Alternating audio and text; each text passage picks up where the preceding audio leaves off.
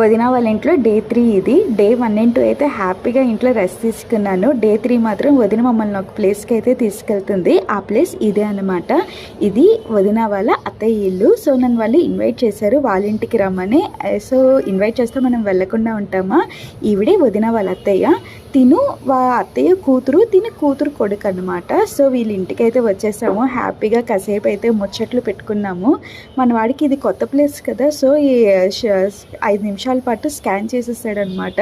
ఏంటి మా అమ్మ నన్ను ఎక్కడికి తీసుకొచ్చింది, నేను ఎక్కడికి వచ్చానని చెప్పి.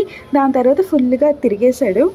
ఈ హౌస్ 25 ఇయర్స్ లాంగ్ బ్యాక్ అనమాట. అందుకే చుట్టూ మొక్కలు, మధ్యలో ఇల్లు. ఇక్కడ చాలా బాగా అనిపించింది. ఇక్కడికి రాగానే చాలా పీస్ఫుల్గా అనిపించింది.